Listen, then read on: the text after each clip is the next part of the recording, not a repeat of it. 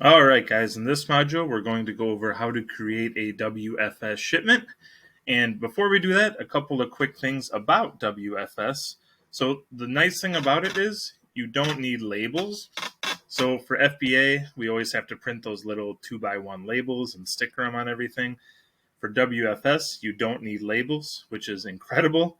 And also, one thing you'll notice right away too, there's zero inbound fees and shipping is very cheap. Like I usually pay between $5 to $8 per box. So that's a lot less than what we're paying on Amazon. But those are the two big things, the two big differences with using WFS. So when you're ready to send the shipment, you're going to go to this WFS section. And if you don't have it right away, there should be some kind of like WFS section around here because it'll make you like answer a few questions before you can do it. I remember it being really easy and it just took like 30 seconds or something. But so then your next step, all you do is go to shipments and then you hit send inventory. All right. And then you just pick the day. So if you're going to mail this out today, you can go with that one. Or if you're going to do it the next day, you would pick the 26th. But we'll just click that. Then you enter the item that you're going to send.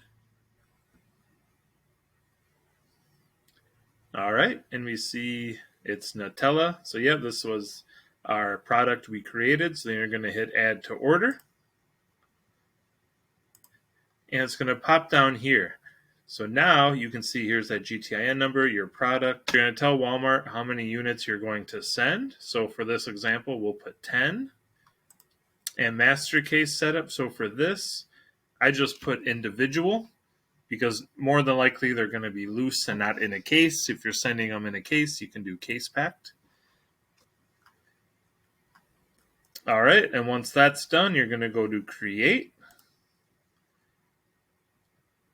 Yep. All right. And it'll bring you to this screen. And then you're just simply going to go to setup because you need to pick what carrier you're going to use. All right. And once that loads, it'll bring you to this screen. You can see it just shows your item, your SKU, how many units, individual. So one case because we're just sending it in one box. All right. And once you get to this part, this is going to show you everything that you've entered thus far. So then you just simply go to the next button. Then it'll bring you to the shipping details screen. So here you could do this where you'll find a carrier or use one of your vehicles if you want to ship it yourself. But you want to do the WFS preferred carrier and small parcel if you're doing small items, but you can do LTL as well. And this shows you where it's shipping to, and this will be your address. So if it can't deliver for some reason, it's going to send it back to your house or warehouse, wherever that is, and then you hit. All right, and this is just where you're going to enter all of your information. So let's say your box is like 10 by 10 by 10, weighs 5 pounds. And so this number of master cases, so this just means how many boxes of exactly like this do you have. So it'll just be one because this is our only box. But let's say we were sending like a ton of Nutella and it was all in these types of boxes, we would go 2 or 3. But then if you were sending like a bigger item totally separate, you just would add another box. So let's say this box was 24, 16, 19, 20 pounds. There's only one of these. And then single or mixed, so this would be single because we're doing Nutella. But when you have more than one item, you would need to hit mixed. So that's all that means for that. And then you're going to go to calculate price, so to let you know how much it costs. And look at that. You can see how much it's going to cost us for this shipment. So no inbound fees, nothing crazy like that.